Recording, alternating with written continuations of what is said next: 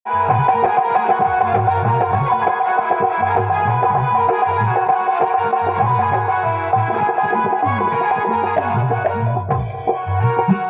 सुनो सुनो एक ध्यान से बात। बड़ी अंधेरी थी वो रात जिसमें जन्मे कृष्ण कन्हैया, आए पार लगाने लैया। छोटे थे तो माखन छुड़ाए, बड़े हुए तो जग को नचाए। जो भी इनका ध्यान लगाए मिट जाए चिंता काल की। जय कन्हैया लाल, जय कन्हैया लाल की। हाथी घोड़ा पाल की, जय कन्हैया लाल की। हाथी घोड़ा पाल की, जय कन्हैया लाल की। हाथी घोड़ा पाल की। मेरा सोना सजन मुरली वाला, मेरा सोना सजन मुरली वाला। देखो देखो जा रहा बन के वो वाला, देखो जा रहा बन के वो वाला। जा रहा बन के वो वाला, देखो जा रहा बन के वो वाला। देखो जा रहा बन के वो वाला, देखो जा रहा बन के वो वाला। देखो जा रहा बन के वो वाला।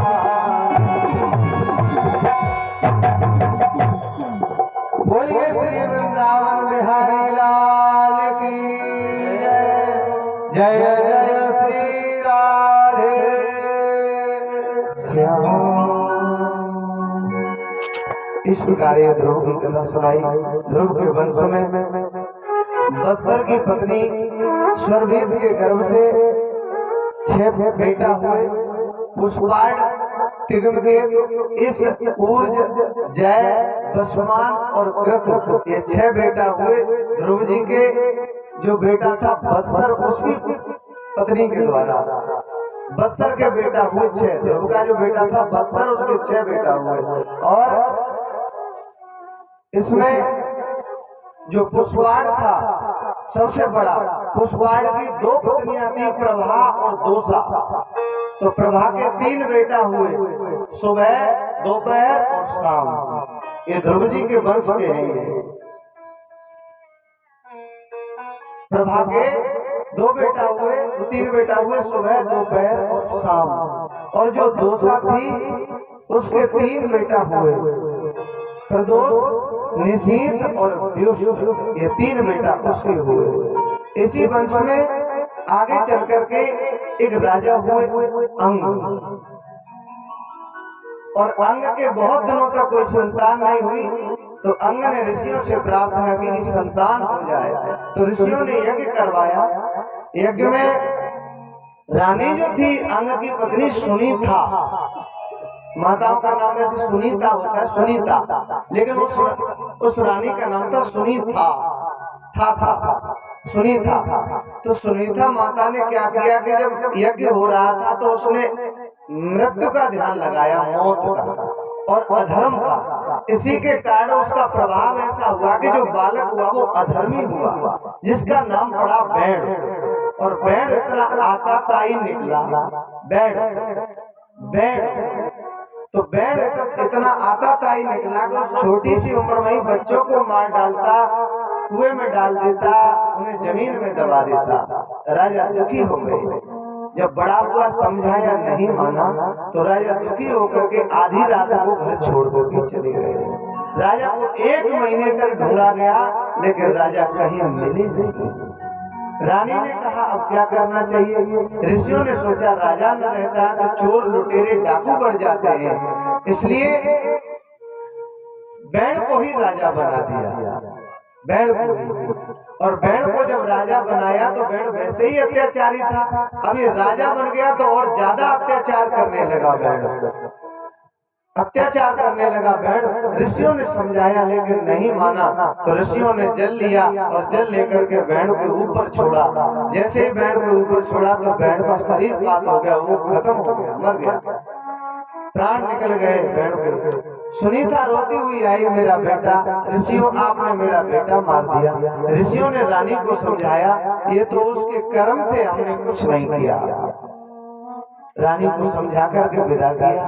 बैण की जंघा का मंथन किया। बैण की जंघा का जब मंथन किया तो एक काला कुरूप पुरुष प्रकट हुआ, जिसके बाल जो थे वो तांबे के रंग के थे, तांबे के सुनहरे रंग के। जैसे ही पैदा हुआ ऋषियों ने कहा निषीद तू बैठ जा। ये निषीद से नौसाद कहलाए और नौसाद से निषाद इनका गोत्र पड़ गया। निषाद, ये निषाद यानी मल्लाहों की उत्पत्ति यहीं से हुई है। बैण की जंघा के मंथन करने से मल्लाहों की उत्पत्ति, निषादों की उत्पत्ति हुई है।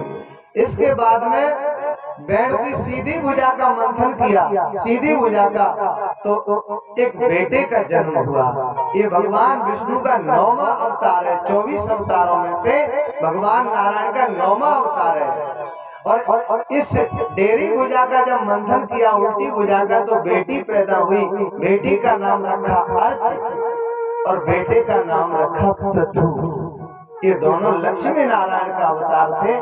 वैसे तो बहन भाई हुए, लेकिन ये लक्ष्मी नारायण, इसलिए दोनों का आपस में विवाह हुआ और बैण राजा बने। लेकिन बैण जब राजा बने तो पृथ्वी ने बीजों को चुरा लिया। जो भी बीज बोया जाता पृथ्वी में अन्न नहीं होता था। प्रजा त्राय त्राय करने लगी, प्रजा भूखी मरने लगी। और प्रजा ने जाकर के राजा से शिकायत की, राजा से प्रार्थना की, महाराज अब तो बड़े दुखी हैं, अन्न नहीं उगता जमीन में, अब तो भूखों मरे जा रहे हैं, अन्न है ही नहीं। आपके खजाने में अन्न हो तो वो बंटवा दो, नहीं तो प्रजा भूखी मर जाएगी। राजा ने कहा कुछ दिन धैर्य धारण करो, मैं व्यवस्था अवश्य करता हूँ। और राजा ने आज धनुष पर बाण चढ़ाया और धनुष पर बाण चढ़ा करके आज उन्होंने पृथ्वी को मारने के लिए तैयार हो गए। जैसे ही पृथ्वी को मारने के लिए तैयार हुए, वैसे ही पृथ्वी गाय का रूप लेकर के तीनों लोकों में भागने लगी। ब्रह्मा जी के पास गई, ब्रह्मा जी ने वापस कर दिया। शंकर जी के पास गई, वापस कर दिया। विष्णु के पास गई, विष्णु के तो अवतार ही है, उन्होंने भी वापस कर दिया। कहा राजा पृथु की ही शरण में जाओ और कोई उपाय नहीं है। तो पृथ्वी जो तीनों लोकों में घूमती रही, अंत में राजा पृथु की शरण में आई। पृथ्वी कहने लगी महाराज आप मुझे क्यों मारना चाहते हैं? स्त्रियां अपराध करती हैं, उनकी आदत हुआ करती है। साधारण पुरुष भी तो स्त्रियों को क्षमा कर देते हैं, फिर तो आप तो राजा हो, आप तो महाराज हो, इसलिए मुझे क्षमा कर दो। पृथ्वी का ऐसा करुण क्रंदन सुना राजा ने तो उसे क्षमा कर दिया। लेकिन राजा ने कहा पृथु ने कि तूने जो बीजों को चुरा लिया इससे मेरी प्रजा दुखी है, तू इन बीजों को वापस कर दे। पृथ्वी गाय के रूप में खड़ी थी। पृथ्वी ने कहा मेरे स्तनों से दोहन कर लो सारी चीज का। राजा पृथु ने मनु महाराज को बछड़ा बनाया, मनु महाराज को, और बछड़ा बना करके गेहूं, तिल, जौ, बाजरा इत्यादि जितने भी धान्य हैं सबका दोहन कर दिया। ऋषियों ने गुरु बृहस्पति को बछड़ा बनाया, इन्होंने वेदों की विद्या का दोहन कर लिया। सर्पों ने बासुक नाग को बछड़ा बनाया और जहर का दोहन कर लिया। जो हिंसक पशु होते हैं, जानवर मांस खाने वाले, इन्होंने शेर को बछड़ा बनाया और शेर को बछड़ा बना करके गाय के द्वारा, बछड़ा बनेगा तभी तो गाय के थन से लगेगा, तो सिंह को बछड़ा बना करके कच्चा मांस का दोहन कर लिया। गंधर्वों ने विश्वावस नाम के गंधर्व को बछड़ा बनाया, ये गाने बजाने की, संगीत की विद्या और सुंदरता का दोहन कर लिया विश्वावस गंधर्व ने। और राक्षसों ने बलि को बछड़ा बनाया और बलि को बछड़ा बना करके ये मदिरा, दारू और ताड़ी का दोहन कर लिया। सबने अपनी अपनी जात के मुखिया को बछड़ा बना करके अपने अपनी मतलब की चीज को दोहन कर लिया। और देवताओं ने इंद्र को बछड़ा बना करके अमृत और तेज, अब मैं खुल करके नहीं कहता, आप सब जानते हैं, तेज का दोहन कर लिया, तेज, और अपनी अपनी जात के मुखिया को बछड़ा बना करके सबने अपने अपने मतलब की चीज का दोहन कर लिया। पृथ्वी फिर से हरी भरी हो गई। सुखदेव जी कहते हैं परीक्षित, इसी वंश में आगे चल करके प्रचेता हुए, प्रचेता और प्रचेताओं के बेटा हुए दक्ष। वही दक्ष जो सती के पिताजी थे, यहाँ पर ये बेटा हुए। दक्ष ने अपने 1000 पुत्रों को जन्म दिया, 1000 पुत्रों को कहा जाओ और सृष्टि का विस्तार करो। माताओं ध्यान देना, दक्ष ने 1000 बेटाओं को भेजा, जाओ सृष्टि का विस्तार करो। लेकिन रास्ते में नारद जी मिल गए और नारद जी ने कहा कहाँ जा रहे हो? नारद जी ने पूछा उनसे कहाँ जा रहे हो? तो वो कहते हैं कि सृष्टि का विस्तार करने जा रहे हैं। पिताजी किया गया है का सृष्टि का विस्तार तब करना, पहले मेरे प्रश्नों का उत्तर दो। थोड़ी सी और हल्की करना, थोड़ी सी। जय जय श्री राम। अभी तो उठे ही नहीं है हाथ, ध्यान दो। दक्ष ने 1000 बेटा भेजे सृष्टि का विस्तार करो, लेकिन नारद जी मिल गए परीक्षित जी। नारद जी ने पूछा कहाँ जा रहे हो? सृष्टि का विस्तार करेंगे। सृष्टि का विस्तार बाद में करना, पहले मेरे प्रश्नों का उत्तर दो। नारद जी ने जब ये कहा तो वो बेटा बोले, बोलो क्या प्रश्न है आपका? तो नारद जी उनसे पूछते हैं वो बिल कौन सा है जिसमें जाकर के कोई वापस नहीं आता? वो बिल कौन सा है जिसमें जाकर के कोई वापस नहीं आता? वो नदी कौन सी है जो दोनों ओर बह रही है? एक 5 सूंड का हाथी है जो पीछे से खाता है आगे से निकालता है, वो कौन है? मक्का के खेत में, मक्का के पेड़ पर मैंने बाजरा की बाल देखी। और वो हंस कौन सा है जो विचित्र भाषा बोलता है? वो हंस कौन सा है जो विचित्र भाषा बोलता है? और गैया बछिया का दूध पी रही है। ये मेरे प्रश्न हैं, इनका उत्तर दे दो, तो सृष्टि का विस्तार करने जाना। तो उन 1000 बेटाओं ने कहा कि हम तो जानते ही नहीं है कि इनका उत्तर क्या है। तो नारद जी ने कहा कि जब जानते नहीं है तो सृष्टि का विस्तार क्या खा करोगे? अरे जाओ भगवान का भजन करो, सन्यासी हो जाओ। तो नारद जी का उपदेश पा करके और दक्ष के 1000 बेटा सबके सब सन्यासी बन गए। अब ये दक्ष को पता चला तो दक्ष दुखी हुए। अब की बार उन्होंने 10,000 पुत्रों को जन्म दिया अपनी पत्नी के द्वारा, 10,000 पुत्रों को। और 10,000 पुत्रों से कहा कि जाओ सृष्टि का विस्तार करो। सृष्टि का विस्तार करने चले तो नारद जी फिर आ गए और नारद जी ने यही प्रश्न उन बच्चों से पूछे 10,000 से।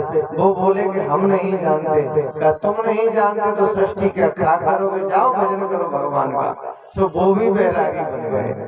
अब तो दक्ष को ये बात पता चली तो बड़े दुखी हुए। उन्होंने नारद जी को श्राप दिया कि आज के बाद तुम एक जगह टिक नहीं सकोगे, ये मेरा श्राप है। उसी दिन से नारद जी एक जगह टिक नहीं पाते हैं। लेकिन नारद जी ने भी श्राप दिया दक्ष को कि मैं भी श्राप देता हूँ कि बेटा होंगे तभी तो साधु बैरागी बनेंगे। अरे बेटियां थोड़ी ही बनेंगी साधु।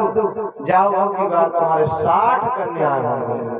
तो दक्ष के 60 कन्याएं हुई। इस प्रकार ये कथा सुनाइए, ध्रुव के वंश की कथा है। इसी वंश में आगे चलकर के एक राजा प्राचीन बैर हुए और प्राचीन बैर पशुओं को एक में काट काट करके बलि देते थे। लेकिन नारद जी ने आकर के इन्हें समझाया। अब कथा तो इसमें भी बहुत है, लेकिन ज्यादा गहराई से जाएगी तो उदासी देख करके एकदम मुझे आपके चेहरे लटकते हैं तो मुझे डर लगता है। वैसे पुरंजन की कथा है, इसी में बहुत सुंदर। और ये कथा ज्यादातर कोई कहता नहीं है, भागवत की कथा है। तो प्राचीन बैर को उपदेश किया कि पुरंजन नाम का एक राजा था। पुरंजन नाम का राजा अपने रहने के लिए स्थान ढूंढ रहा था। तो एक दिन उसे 9 दरवाजे का महल मिला। उस 9 दरवाजे के महल में प्रवेश कर गया, वो उसमें रहने लगा। लेकिन पुरंजन का मित्र था अविज्ञात और पुरंजन दोनों मित्र थे। और दोनों एक दिन रथ पर सवार होकर के वन में जाते हैं। अविज्ञात रथ पर बैठा रह जाता है और पुरंजन से कहता है जा तू वन की हरियाली को देख, नीले पीले पुष्पों को देख, लेकिन एक बात याद रखना कि तू नीले पीले पुष्पों में जाकर फंस मत जाना, मेरी याद बनाए रखना। पुरंजन ने कहा ठीक है। पुरंजन गया। पुरंजन लेकिन वन में हरियाली को देखा, बड़ा सुंदर पुष्प महक रहे हैं। एक पीले रंग की साड़ी पहने एक सांवले रंग की कन्या गेंद खेलती हुई छुनुक छुनुक चलती हुई राजा की तरफ ही आ रही है। जैसे ही राजा को देखा है उस कन्या ने, वैसे ही राजा को देख करके उस कन्या ने प्रस्ताव रखा और कन्या को देख करके राजा ने प्रस्ताव रखा कि स्वागतम ते बराहो आस्यताम करवाम की सुंदरी, आइए बैठिए, आपका स्वागत है। कहिए मैं आपका कौन सा प्रिय कार्य करूं। मैं चाहता हूं कि हमारा और आपका विहार अनंत काल तक चले, ऐसी मेरी इच्छा है। उस कन्या ने भी कहा कि मैं भी यही चाहती हूँ और दोनों ने एक दूसरे को वर्ण कर लिया, गंधर्व विवाह कर लिया। जो आज की कोर्ट मैरिज कही जाती है वही गंधर्व विवाह होता है। दोनों ने विवाह कर लिया। रानी उसको कन्या थी, उसको पूछा कि तुम्हारा नाम क्या है। कोई नाम नहीं है। का पिताजी का नाम, का पिताजी है ही नहीं। माता का नाम, का माता भी नहीं है। का तुम रहती कहाँ हो। इसी वन में रहती हो। इस वन में मेरा बहुत सुंदर महल है, ना मेरा कोई पिता है ना मेरी माता है, मुझे अपने जन्म देने वालों का कोई पता नहीं है, मैं तो अकेली रहती हूँ। क्या तुम्हारे साथ में ये 10 सेवक कौन है। वो 10 ये पुरुष कौन है। क्या ये मेरे सेवक हैं। और ये 10 स्त्रियां कौन है। क्या ये मेरी सेविकाएं, इन 10 पुरुषों की पत्नियां हैं। ये 5 फन का नाग कौन है तुम्हारे साथ में। क्या ये मेरे महल की रखवाली करता है। मैं जब सोती हूँ तब यही रखवाली करता है, किसी को प्रवेश नहीं करने देता। ये 5 फन का नाग। ठीक है। अब जब विवाह कर लिया तो बड़े आनंद से और राजा रहने लगा अपनी उस पत्नी के साथ। अब भूल गया कि रथ पर मेरा मित्र बैठा रह गया है, भूल गया उसको। अब इस वन में जब उस पत्नी के चक्कर में उसका कोई नाम नहीं था, उसका नाम रख दिया। राजा का नाम था पुरंजनी, वो पुरंजन, तो पत्नी का नाम रख दिया पुरंजनी। जैसे फौजी है तो फौजी, डॉक्टर है तो चाहे कुछ नहीं जानते पर डॉक्टर नहीं, और टेलर है पकड़े तो टेलर नहीं है। ऐसे व्यापारी है तो व्यापारी, पहलवान है तो पहलवान, ऐसे नाम पड़ जाते हैं उसी के हिसाब से। तो राजा रानी का कोई नाम नहीं था तो पुरंजन राजा का नाम है तो नाम रख दिया पुरंजनी। अब पुरंजनी के मोह में राजा ऐसा पड़ गया कि वो खाती तो खाता और वो न खाती तो वो न खाता। वो रोने लग जाए बिना बात के तो राजा भी रोने लग जाए, वो हंसने लग जाए बिना बात के तो वो भी हंसने लग जाए। वो जो करती वैसे ही राजा करता। राजा क्रीड़ा मृग बन गया। क्रीड़ा मृग मतलब खिलौना, खिलौना बन गया उसका रानी का। एक दिन की बात थी, राजा रानी को बिना बताए और सोने के रथ पर सवार होकर के शिकार खेलने के लिए जंगल में पहुंचा। उसने निरपराध हिरणों को, कई हिरणों को मार डाला। शाम को जब राजा लौट करके आया तो महल में गया, लेकिन पुरंजनी कहीं है ही नहीं महल में। अब तो राजा बेचैन हो गया, उदास हो गया, पागल हो गया। मेरी पुरंजनी कहाँ है, मेरी पुरंजनी कहाँ है, मेरी पुरंजनी कहाँ है। दासियों से पूछा, दासियों ने कहा महाराज क्या बताएं। नर नाथन जानी मस्त प्रिया यद्वश्यत भूतले निर्विस्तारे सयानाम पश्य शत्रुघ्न। जी नरनाथन न जानी, नरनाथ शब्द प्रयोग किया, ये श्लोक है भागवत का। नरनाथ शब्द प्रयोग किया राजा के लिए, नरनाथ यानी पुरुषों के नाथ महाराज। नरनाथ न जानी मस्त प्रिया, आपकी प्राण प्रिया। यद्वश्यत भूतले माने जमीन पर, निर्विस्तारे माने बिना बिछौना बिछाए, शयाना माने लेटी हुई है, पश्य माने देख लो जाकर के, शत्रुघ्न माने राजन। आपकी प्राण प्रिया भूतल पर जमीन पर बिना बिछौना बिछाए लेटी हैं। आप ही जाकर के देख लो कि क्या हुआ है उन्हें। आज राजा ने जैसे ही ये सुना वैसे ही राजा व्याकुल हो गया। राजा रानी के पास पहुंचा, रानी को मनाने लगा। सुबह से शाम हो गई, रानी मनने में नहीं आ रही, लेकिन अंत में राजा ने रानी को मना ही लिया। रानी को जब मना लिया तो रानी 16 श्रृंगार करके राजा के पास आई। धीरे धीरे करके रानी के द्वारा 110 कन्या और 1100 पुत्रों का जन्म हुआ। बेटी बेटाओं के विवाह भी हो गए, लेकिन अब राजा पुरंजन की आधी उम्र बीत गई, लेकिन राजा पुरंजन को पता नहीं चला कि मेरी उम्र कब बीत गई, बुढ़ापा कब आ गया। अब उसी समय एक चंडवेग नाम का एक सरदार आया। चंडवेग के साथ 720 सैनिक थे, जिसमें 360 गंधर्वियां थी काले रंग की और 360 गंधर्व थे सफेद रंग के। चंडवेग अपनी सेना को सजा करके आया। राधे। चंडवेग अपनी सेना को सजा करके आया। 5 फन का जो नाग था चंडवेग की सेना से लड़ता रहा। कितनी वर्ष तक? 100 वर्ष तक लगातार। 100 वर्ष तक वो 5 फन का नाग लड़ता रहा, लेकिन अंत में वो 5 फन का नाग परास्त हो गया और चंडवेग की सेना पुरंजन की नगरी में प्रवेश कर गई और पुरंजन की हत्या कर दी। और जो राजा पुरंजन की हत्या की तो पुरंजन पुरंजनी की याद करके मरा, अपनी पत्नी की रानी की याद करके मरा, तो अगले जन्म में राजा स्त्री बन गया। स्त्री, और ये स्त्री बना तो इसका विवाह मिथिला के राजा मलयध्वज के साथ हुआ। समझ में आ रही परिषद जी? राजा अपनी पत्नी के याद करके मरा, तो जो स्त्री की याद करके मरता है वो स्त्री यौन में चला जाता है।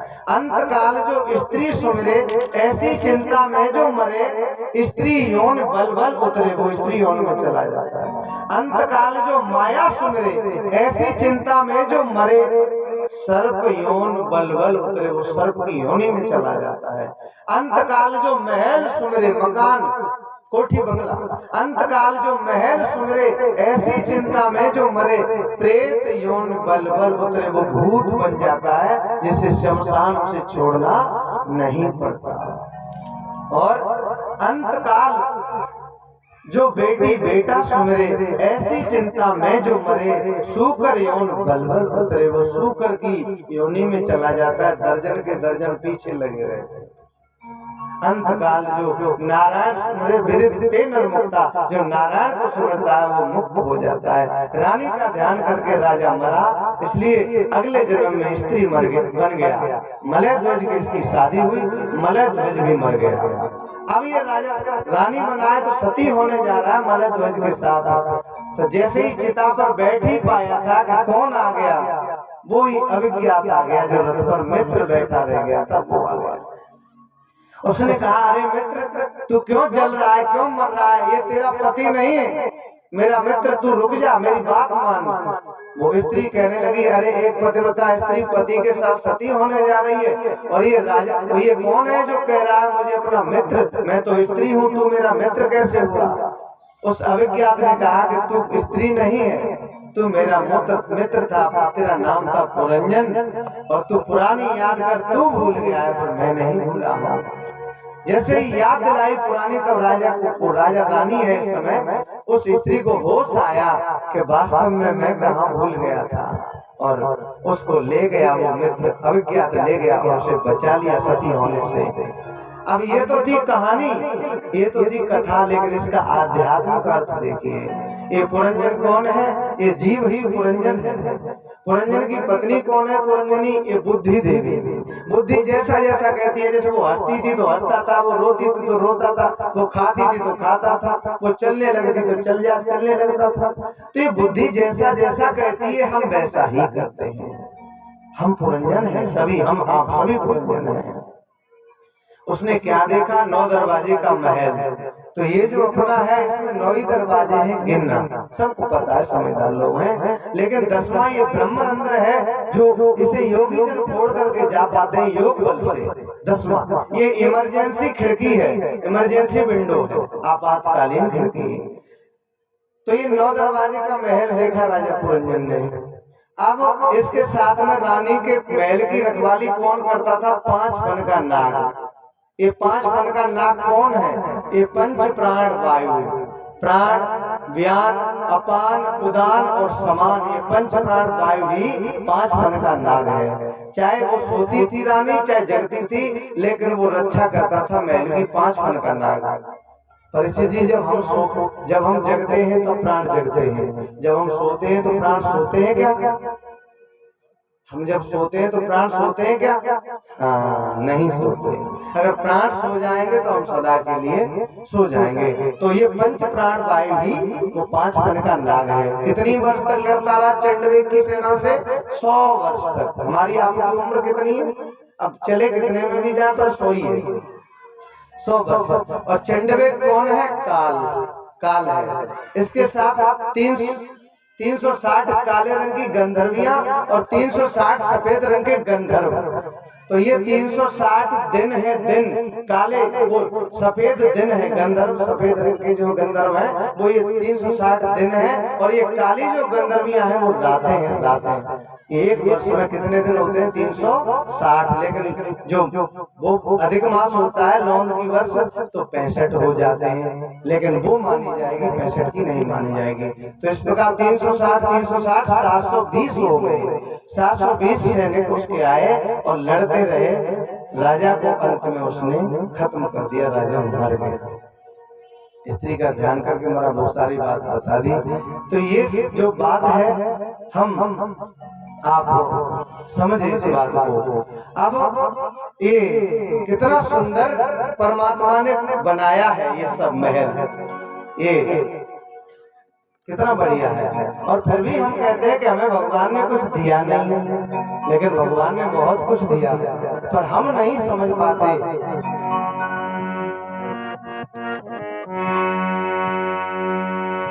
काया कोटिया निराली जमाने भर से, काया कोटिया निराली जमाने भर से, जमाने भर से, काया कोटिया निराली जमाने भर से। 9 दरवाजे वाली जमाने भर से, 9 दरवाजे वाली जमाने भर से, 9 दरवाजे वाली जमाने भर से, 9 दरवाजे वाली जमाने भर से। कैसे? सबसे सुंदर आँख की खिड़की, सबसे सुंदर आँख की खिड़की, सबसे सुंदर आँख की खिड़की, सबसे सुंदर आँख की खिड़की। जिसमें पुतली काली जमाने भर से, जिसमें पुतली काली जमाने भर से, काया कुटिया निराली जमाने भर से, काया कुटिया निराली जमाने भर से, काया कुटिया निराली जमाने भर से। और सुनते श्रवण नासिका सूंघे, सुनते श्रवण नासिका सूंघे, सुनते श्रवण नासिका सूंघे। और आपने देखा होगा जो वीआईपी लोग होते ना, वीआईपी लोग, इनके दुकान पर भी एक रिसीवर होता है। फोन पहले जो फोन आता था ना वो उठाने वाला, अभी है दुकानों पे, अभी भी है। तो एक रिसीवर घर पे होता था, एक दुकान पर होता था, कनेक्शन एक ही होता था, चाहे यहाँ सुन लो चाहे वहाँ सुन लो। तो ऐसे ही करके वीआईपी लोगों के 2 रिसीवर होते, कनेक्शन एक ही होता। ऐसे हम भी वीआईपी हैं, हमारे भी 2 रिसीवर हैं, ये कान, ठीक है। और वीआईपी लोगों के यहाँ कर्मचारी होते ना, कर्मचारी, तो यहाँ भी कर्मचारी है। कौन? सुनते श्रवण नासिका सूंघे। कान सुनने का काम करते हैं और नासिका जो है वो सूंघती है। हाथ जो है ना, हाथ ये मुनीम है, लेखा जोखा लिखा पढ़ी यही करते हैं। अब मुनीम जो पास कर देते हैं कोई चीज तो फिर कहाँ आती है? ये मैडम बैठी है नासिका, ये पास करती है कि दुर्गंध तो नहीं आ रही, खाने लायक है कि नहीं। इन मुनीमों ने पास कर दिया तो इस मैडम के पास आया, इस मैडम ने भी पास कर दिया। यही जाने पास करेगी कि फेल करेगी। फिर अंदर एक और मैडम बैठी है, कौन? रसना, जिभ्या, जो चेक करेगी खट्टा है कि मीठा है, चरपड़ा है, ज्यादा मिर्च तो नहीं है, ज्यादा नमक तो नहीं है, ये मैडम भी पास कर देगी तो माल फैक्ट्री में चला जाएगा। सुनते श्रवण नासिका सूंघे और पग चाल चले मत वाली जमाने भर से, पग चाल चले मत वाली जमाने भर से, मत वाली जमाने भर से, आया कुटिया वाली जमाने भर से।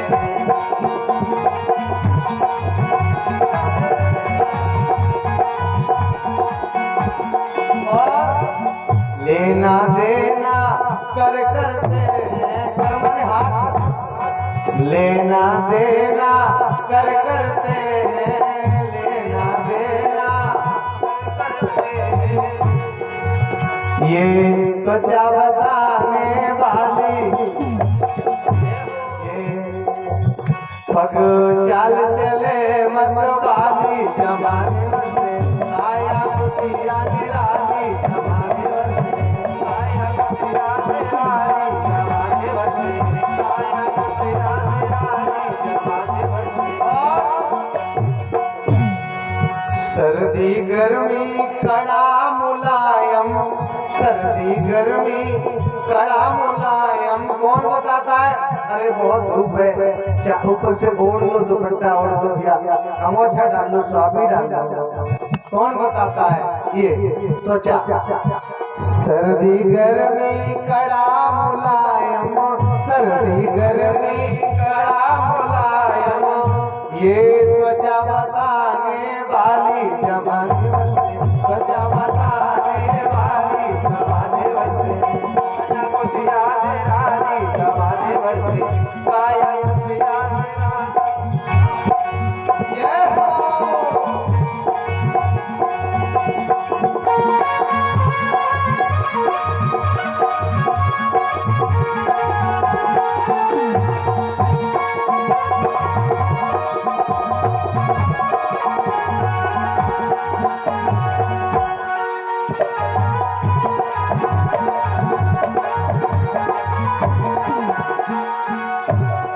वीआईपी है, कोई वीआईपी किराए पे लोगे तो किराया देना पड़ेगा कि नहीं? मकान किराए पे लोगे तो इसका किराया दे दी आपने आए तक भरा, सूरज भगवान गर्मी दे रहे हैं, ऑक्स दे रहे हैं, कभी किराया भरा नहीं भरा।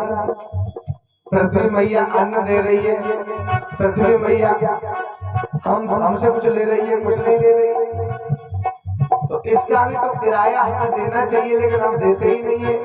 इसका किराया क्या माताओ? इस कुटिया का नित्य किराया, इस कुटिया का नित्य किराया, इस कुटिया का नित्य किराया, इस कुटिया का नित्य किराया, ये श्वास चुकाने वाली, ये श्वास जो है ना, श्वास खर्च हो रही है, यही किराया जा रहा है, कितना खर्च करोगे आप जानो। श्वास चुकाने वाली जमाने भर से, काया कुटिया निराली जमाने भर से, चुकाने वाली जमाने भर से, काया कुटिया निराली जमाने भर से, निराली जमाने भर से, काया कुटिया निराली जमाने भर से।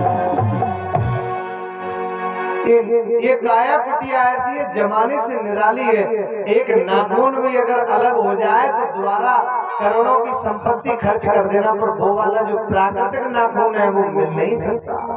ये परमात्मा का दिया हुआ, ये दी हुई व्यवस्था है, इसलिए अनमोल है, ये कीमती है।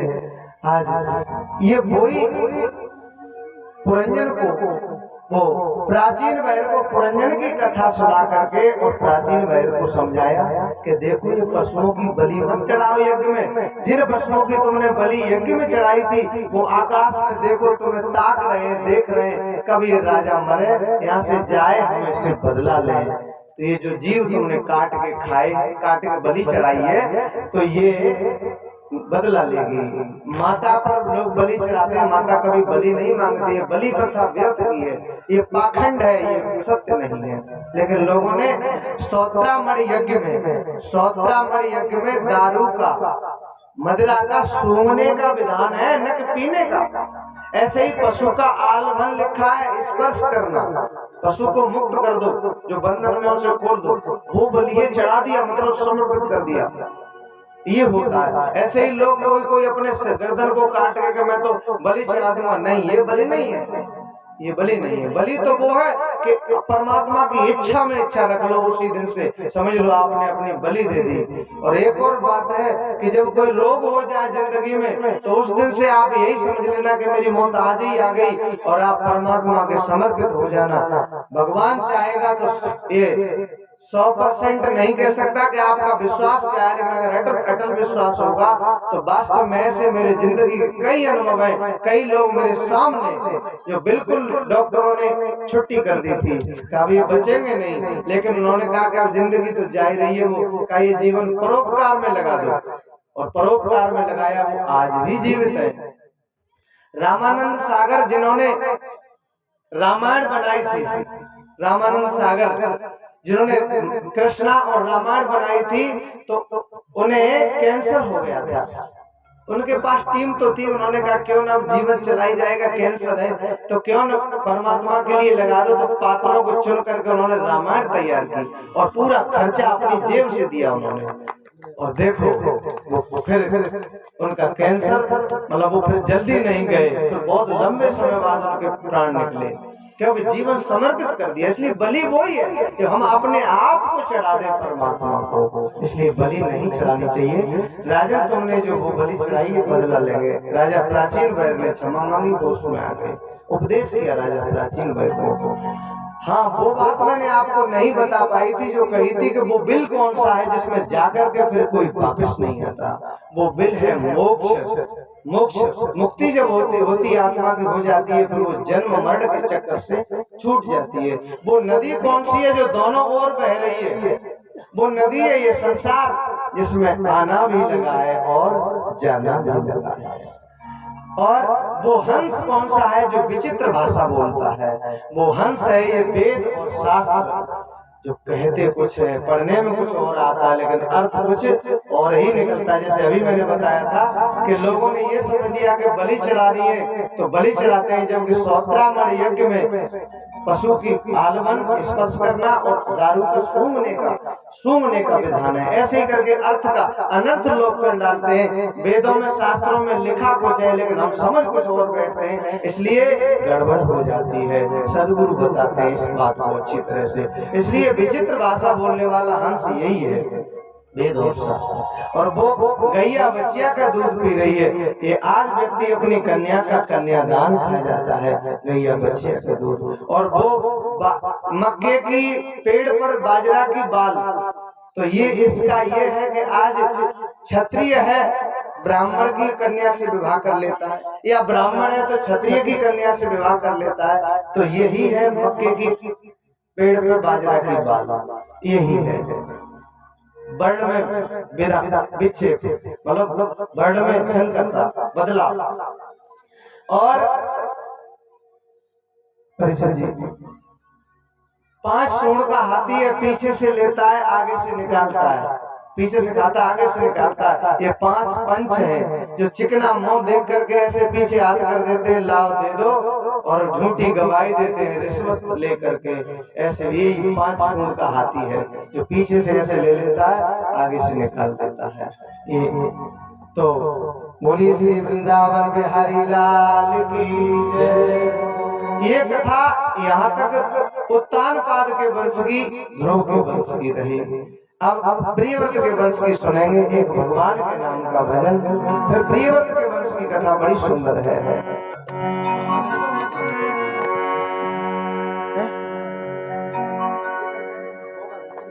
अच्छा अच्छा,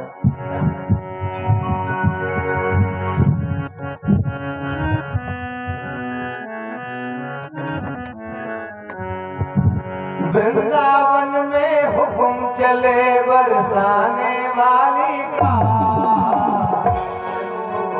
वृंदावन में हुक्म चले बरसाने वाली का, मेरा श्याम दीवाना है, मेरा श्याम दीवाना है श्री राधा प्यारी का।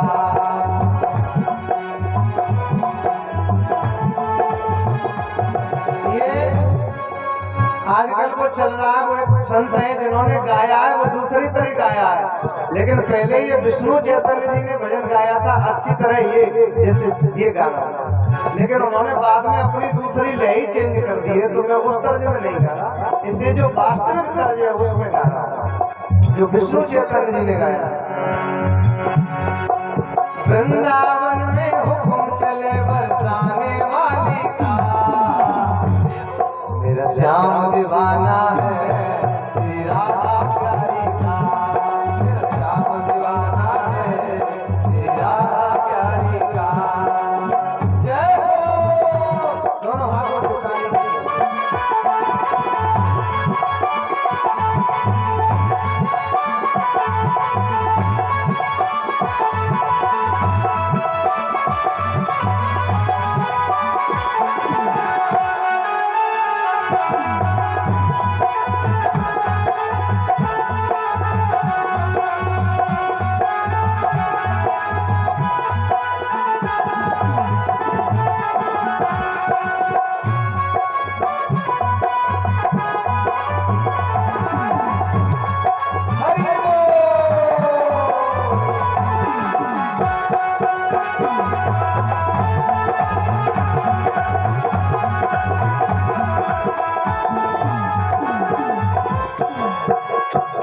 कभी डाली डाली पर, कभी पत्ते पत्ते पर, कभी डाली डाली पर, कभी पत्ते पत्ते पर, राज राधे का चलता गाँव के हर चप्पे पर, राज राधे का चलता गाँव के हर चप्पे पर, कभी डाली डाली पर, कभी पत्ते पत्ते पर, राज राधे का चलता गाँव के हर चप्पे पर। अरे चारों तरफ डंका बजता मुसलमान दुलारी का।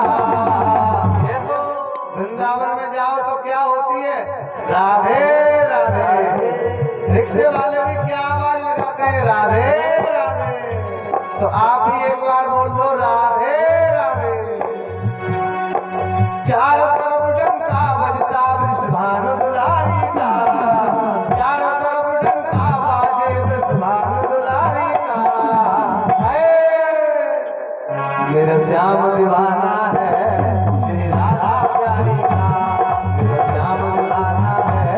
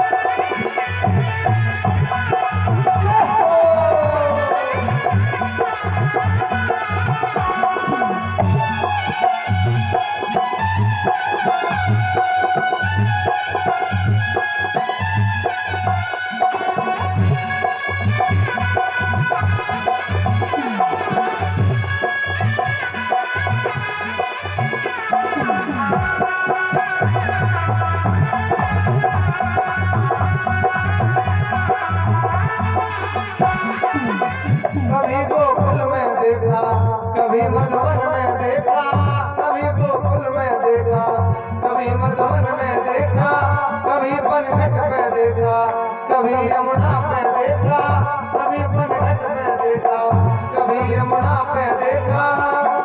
नाम बदल के रख डाला मेरे कृष्ण मुरारी का, नाम बदल के रख डाला मेरे कुंज बिहारी का। मेरा श्याम दीवाना है श्री राधा प्यारी का, मेरा श्याम दीवाना है श्री राधा प्यारी का।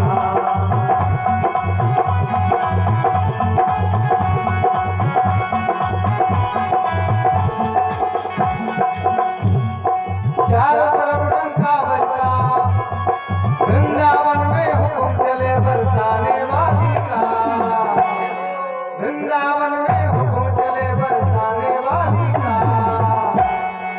श्याम दीवाना है श्री राधा प्यारी का, मेरे श्याम दीवाना है श्री राधा प्यारी का, मेरे श्याम दीवाना है श्री राधा प्यारी का, श्री राधा प्यारी का, श्री राधा प्यारी का, श्री राधा प्यारी का, राधा प्यारी का, राधा प्यारी का,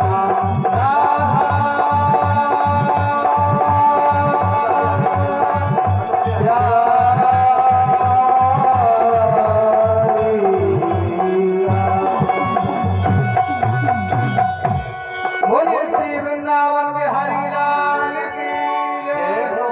जय जय श्री राधे श्याम। इस प्रकार अच्छा अब निकलेगी खूब खाया सबने खूब।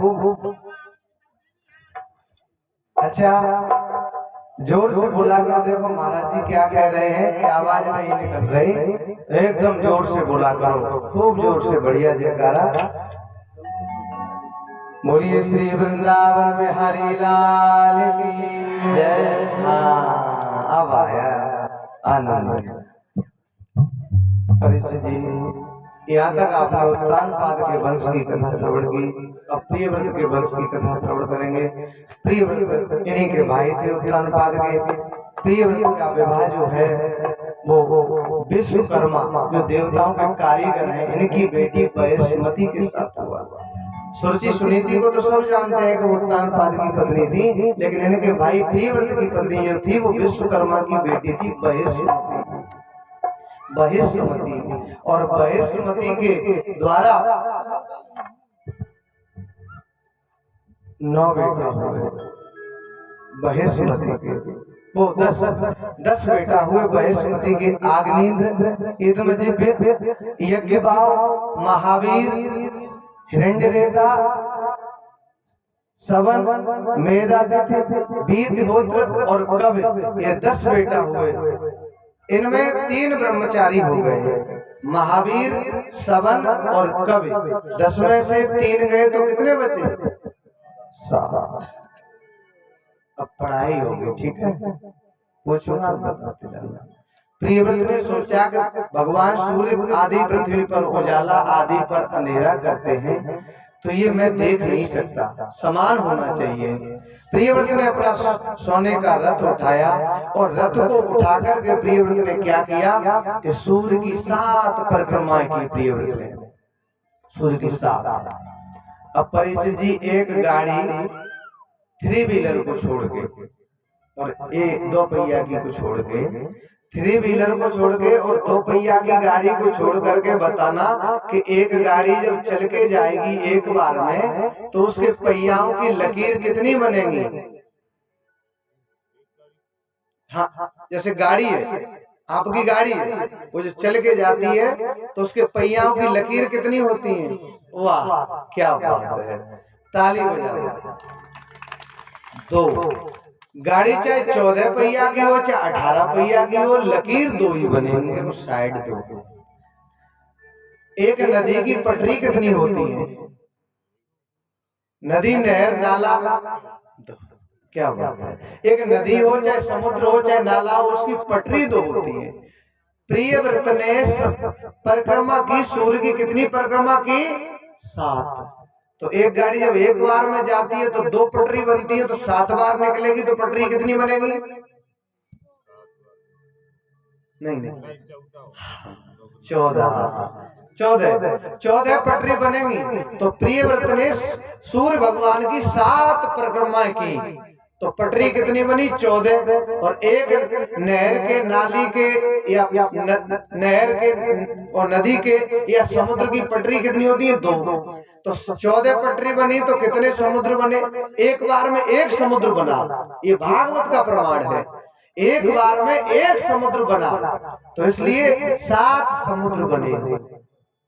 प्रियव्रत के रथ के चलने से 7 समुद्र बने, 7 समुद्रों का निर्माण हुआ, जिनमें खारे जल का समुद्र, मीठे जल का समुद्र, ईख के रस का समुद्र, दारू का समुद्र, दूध का समुद्र, घी का समुद्र और मट्ठे का समुद्र, ये 7 समुद्र बने। और 7 ही द्वीप बने, 7 ही द्वीप बने, जिनमें कौन कौन से द्वीप बने? लक्षद्वीप, सालमन द्वीप, कुशद्वीप, क्रौंचद्वीप, पुष्कर द्वीप और 7 द्वीप, 7 द्वीप बने। बेटा कितने थे? 7 बचे थे, 3 ब्रह्मचारी हो गए, तो बेटा कितने बचे? 7। तो 7 द्वीप बने, तो 7 बेटाओं को 7 द्वीपों का राजा बना दिया।